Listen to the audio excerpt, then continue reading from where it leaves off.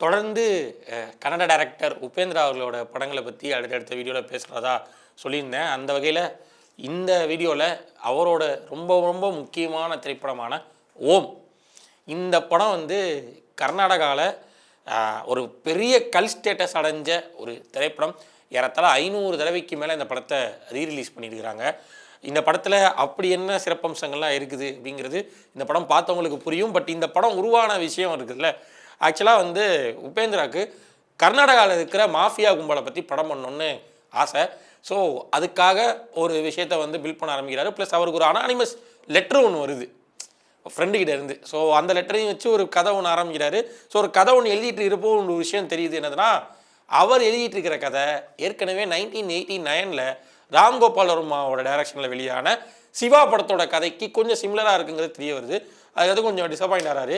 மறுபடியும் அதுக்கப்புறமா அவர் வந்து கொஞ்சம் ஸ்க்ரீன் பிளேலாம் கொஞ்சம் மாற்றி அமைச்சு, குறிப்பாக அந்த ஃப்ளாஷ்பேக் போர்ஷன்ஸ்லாம் எழுதி இந்த படத்தை ஃபுல் ஃப்ளெஜ்டாக முடிக்கிறாரு. அண்ட் இந்த படத்தில் ஏகப்பட்ட விஷயத்தை அவர் சொல்ல நினைக்கிறாரு. குறிப்பாக பெங்களூரை கலக்கிட்டு இருந்த, அதாவது அந்த காலகட்டத்தில் கலக்கிட்டு இருந்த ஆயில் ராஜ் அப்படிங்கிற ஒரு கதாபாத்திரம், அதாவது நிஜமாகவே அந்த கேரக்டர் அப்படி ஒரு கேரக்டர் இருந்திருக்கு. ஸோ அந்த கேரக்டரை ரெப்ளிகேட் பண்ணுற மாதிரி ஒரு கதாபாத்திரத்தை எழுதுறதா இருக்கட்டும், அண்ட் பெங்களூரில் இப்போ மாஃபியா கும்பல் எப்படி செயல்பட்டுச்சு போன்ற விஷயங்கள்லாம் ரொம்ப கேண்டிடாக அந்த படத்தில் அவர் சொல்லியிருப்பார். அண்ட் நிஜமான கேங்ஸ்டர்ஸையே வேறு நடிக்க வச்சுருப்பார்.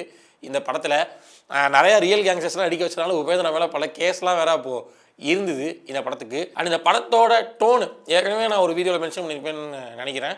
இந்த படத்தோட முழு கலர் பேட்டர்னே வந்து ரொம்ப சூப்பராக இருக்கும். ஒரு நியோநாயர் படம்னு சொல்லலாம் இந்த படத்தை.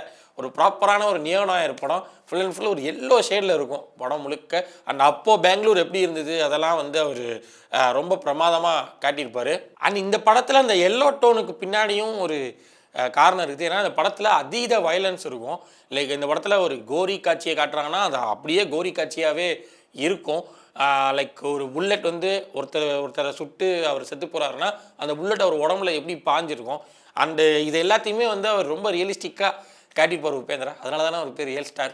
ஸோ அந்த ஒரு விஷயத்தெல்லாம் காட்டினதுனால இது வந்து சென்சாரில் பெரிய பிரச்சனையாகும். அண்டு ரொம்ப வக்ரமாக இருக்குது, ரொம்ப வயலண்ட்டாக இருக்குது. அப்படிங்கிறதுனால எல்லோ டோனை வச்சு கொஞ்சம் மேட்ச் பண்ணியிருப்பாங்க அந்த வயலன்ஸான காட்சிகள் எல்லாத்தையும். ஆனால் இந்த படத்தில் முதல்ல நடிக்க வேண்டியது சிவராஜ்குமாரே கிடையாது.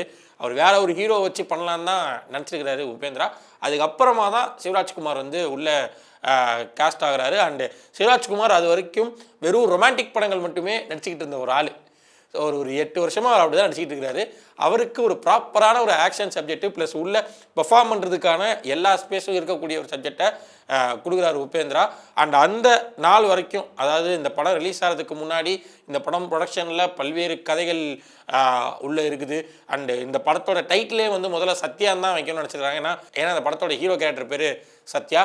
பட் ஆனால் அது இல்லாமல் கடைசியில் ஓம்னு சொல்லி வச்சாங்க. அண்ட் இந்த ஓமுங்கிற அந்த ஐக்கான் இருக்குல்ல, இந்த படத்தில் வந்து ஓம்னு வராது, அந்த ஓம் சிம்பிள் தான் வரும். அந்த ஓம் சிம்பிள் வந்து ராஜ்குமார் அவர்கள் வந்து ஸ்க்ரீன் பிளேயில் வந்து எழுதி, இந்த படத்தோட பூஜையில் எழுதி குங்குமம் வச்சு இந்த படத்தை ஆரம்பித்தார்.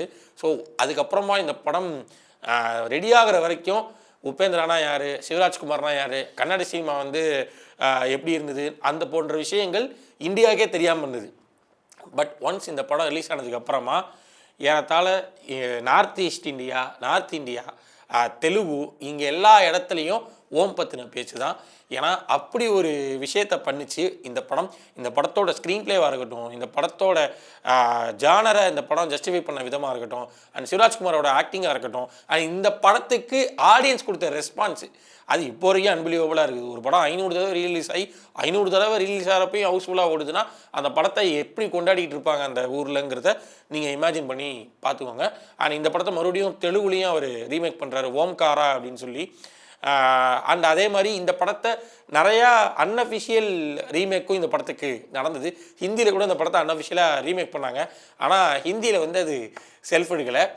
அண்ட் நிறையா கிரிட்டிக்ஸ் கூட அதை விமர்சிச்சிருந்தாங்க. இந்த மாதிரி அன்அஃபிஷியலாக ஒரு படத்தை ரீமேக் பண்ணி அதை சரியாக பண்ணாமல் இருக்கீங்க அப்படின்னு.